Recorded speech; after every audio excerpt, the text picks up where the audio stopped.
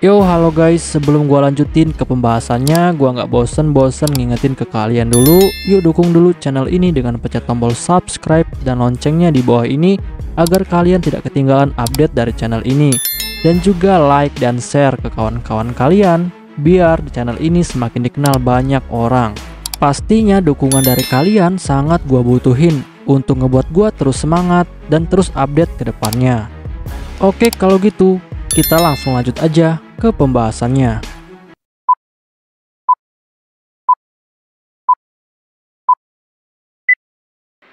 Yo, halo guys, di video gua kali ini gue bakal ngebahas light novel Isekai wa Smartphone Totomoni volume ke-9 chapter ke-17. Di chapter ini bakal dibahas tentang pencurian frame gear bagian ke-9. Untuk kalian yang belum nonton chapter sebelumnya, silahkan ditonton terlebih dahulu. Setelah Toya dan pria tua itu saling beradu tinju, akhirnya hal itu membuat kastil menjadi runtuh. Bahkan di sini Toya menjadi sangat terkejut karena ternyata dia bisa terbang tanpa perlu menggunakan sihir. Dan di sini Toya menduga jika hal ini terjadi adalah karena dia telah menggunakan kekuatan dewa miliknya. Lalu setelah itu pria tua itu dengan sangat marah, dia pun langsung bertanya kepada Toya, apakah dia adalah seorang dewa rendahan yang disuruh untuk menangkap dirinya. Tetapi pria tua itu, dia pun langsung menawarkan kepada Toya untuk kabur dari dunia dewa juga seperti dirinya. Karena menurutnya tidak salah bagi seorang dewa untuk membuat kekacauan di dunia manusia. Tetapi Toya yang mendengar hal itu, dia pun langsung menolaknya. Toya bilang bahwa dia tidak tahu kenapa dewa rendahan seperti dia melakukan hal ini. Bahkan Toya berpikir apakah dewa rendahan tidak memiliki suatu pekerjaan seperti Karen sebagai dewa cinta dan juga Moroha sebagai dewa pedang. Lalu pria tua itu langsung bilang kepada Toya bahwa dia tidak akan membiarkan siapapun untuk menangkapnya karena dia belum sempat menikmati kehidupannya di dunia ini, dan dia akan berusaha untuk menjadi dewa yang bisa disembah oleh banyak orang. Toya yang mendengar hal ini, dia pun akhirnya menduga jika alasan dewa rendahan ini turun ke dunia manusia adalah karena dia bosan karena dia tidak dikenal di dunia dewa. Sehingga dia akhirnya memutuskan untuk turun ke dunia manusia agar dia bisa membuat dirinya terkenal lalu disembah. Lalu setelah itu Toya dengan sangat santai bilang kepada dewa rendahan itu. Toya bilang bahwa dia telah melanggar aturan dunia dewa sehingga dia harus segera dihukum. Tetapi dewa rendahan itu, dia pun malah langsung meremehkan Toya. Dia bilang bahwa saat ini kemampuan Toya tidaklah stabil dan Toya terlihat seperti dewa amatir yang tidak bisa menggunakan kekuatan ilahi miliknya. Lalu setelah itu dewa rendahan itu, dia pun langsung membawa Toya ke dimensi yang berbeda untuk melakukan sebuah pertarungan, sehingga mereka akan bebas untuk bertarung. Tetapi Toya yang melihat dimensi ini, dia pun menjadi sangat terkejut karena dia tidak tahu dimensi apakah tempat ini karena semuanya terlihat berwarna putih.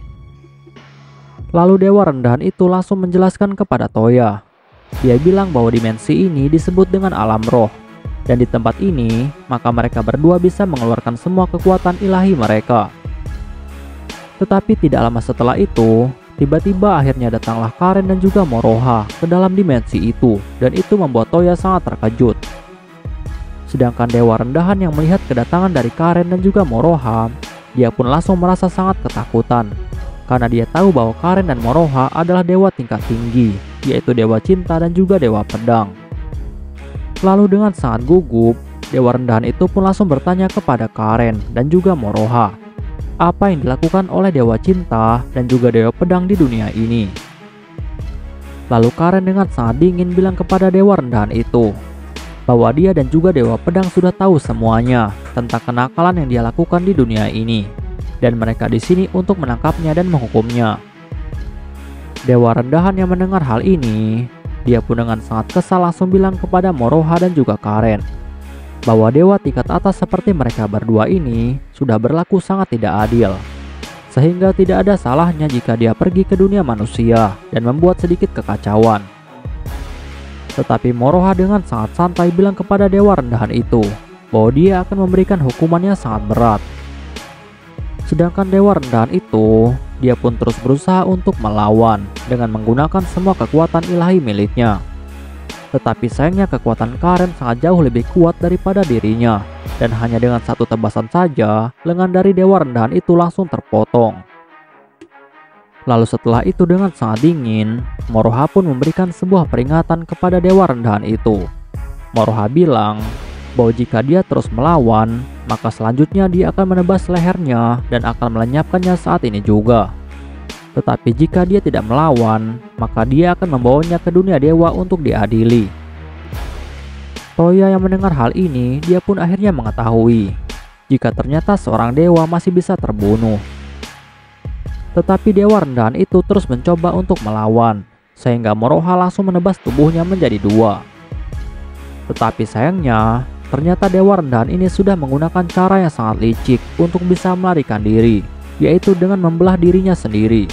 Sehingga dirinya yang lain sudah berhasil melarikan diri, dan ini membuat Karen dan juga Moroha menjadi sangat kesal. Perlu diketahui, saat ini Karen dan juga Moroha, mereka berdua tidak diizinkan untuk menggunakan seluruh kekuatan dewanya, sehingga mereka sangat kesulitan untuk menangkap dewa rendahan ini. Sedangkan dewa rendahan itu, dia bisa leluasa menggunakan semua kekuatan dewa miliknya untuk bisa melarikan diri. Dan dengan ini akhirnya Toya, Karen dan juga Moroha telah kehilangan jejak dari dewa rendahan itu. Lalu setelah itu, Karen bertanya kepada Toya, kostum aneh apa yang sedang dipakai oleh Toya, karena kostum itu terlihat sangat lucu. Dan Toya pun langsung menjawab bahwa dia saat ini sedang melakukan sebuah penyamaran agar identitasnya tidak diketahui. Tetapi dia tidak tahu kenapa bisa rambutnya berubah jadi panjang dan berwarna emas. Lalu Karen langsung memberitahu Toya bahwa itu adalah wujud dewa milik Toya. Bahkan mata Toya juga saat ini berwarna emas. Toya yang mendengar hal ini, dia pun lalu menjadi sangat terkejut. Lalu Toya bertanya lagi kepada Karen, apakah dia bisa berubah wujud kembali seperti semula? Dan Karen pun langsung menjawab bahwa jika Toya bisa menekan kekuatan ilahi miliknya, maka wujudnya pasti bisa kembali lagi. Dan intinya maka Toya harus bisa mengendalikan kekuatan dewa miliknya itu.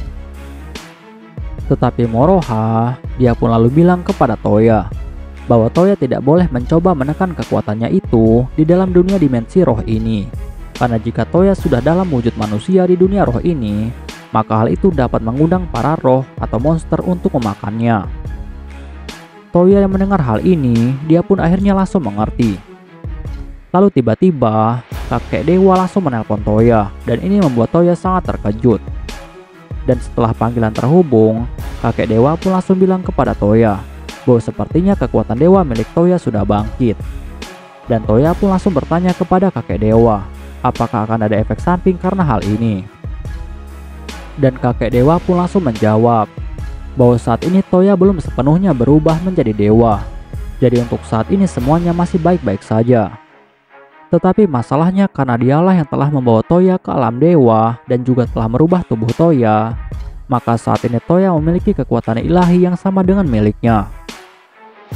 Toya yang mendengar hal ini, dia pun akhirnya mulai mengetahui jika ternyata kekuatan para dewa memiliki jenisnya sendiri-sendiri. Bahkan saat dia melihat aura milik Karen dan juga Moroha, ada perbedaan sedikit yang terlihat cukup jelas. Untuk warna aura ilahi milik Karen, warnanya adalah emas bercampur dengan warna merah muda. Sedangkan aura ilahi milik Moroha, warnanya adalah emas bercampur dengan warna biru. Lalu setelah itu, kakek dewa langsung memberitahu Toya bahwa jika Toya memiliki aura ilahi yang sama dengannya, maka Toya akan menjadi keluarganya. Toya yang mendengar hal ini, dia pun langsung bertanya kepada kakek dewa apa yang dimaksud dengan keluarganya. Dan kakek dewa pun langsung menjawab. Dia bilang bahwa Toya saat ini memiliki kekuatan dewa, tapi dia masih seorang manusia. Sehingga dia cepat atau lambat harus memberikan sebuah penjelasan kepada dewa-dewa yang lain tentang posisi Toya sebagai seorang dewa. Dan dia juga saat ini tidak bisa memberikan Toya tugas khusus apapun sebagai dewa. Bahkan Toya juga saat ini tidak tergolong sebagai dewa rendahan atau dewa lemah. Sehingga yang paling baik adalah menjadikan Toya sebagai keluarganya atau klannya. Dan itu artinya Toya adalah seorang dewa yang langsung di bawah perlindungannya. Lalu setelah itu kakek dewa juga bilang kepada Toya bahwa mulai saat ini maka dia adalah keluarganya. Dan Toya bisa menganggapnya sebagai kakeknya. Sedangkan untuk Karen dan juga Moroha, maka Toya bisa menganggap mereka berdua ini sebagai kakak perempuannya, karena mereka semua adalah keluarga mulai saat ini. Lalu Toya bertanya kepada kakek dewa, apakah dia tahu kemanakah dewa rendahan itu melarikan diri. Tetapi sayangnya kakek dewa juga tidak tahu tentang hal ini. Lalu setelah itu, kakek dewa pun langsung mengakhiri panggilannya itu. Oke guys, pembahasan di chapter kali ini selesai sampai di sini dulu, dan bakal dilanjut lagi di chapter selanjutnya. Untuk kalian yang ingin membaca novelnya atau mau membaca judul novel yang lainnya, kalian bisa klik link yang sudah gua sediakan di deskripsi. Tetapi sebelum kalian tutup video ini, tolong beri dukungan kalian untuk channel ini dengan cara pencet tombol subscribe dan juga aktifkan loncengnya. Dan juga jangan lupa untuk like video ini dan beri komentar untuk membangun channel ini lebih maju lagi. Dan untuk kalian yang ingin membantu channel ini dengan cara berdonasi, silahkan cek link donasinya yang udah gue sediakan di deskripsi. See you next time, bye bye.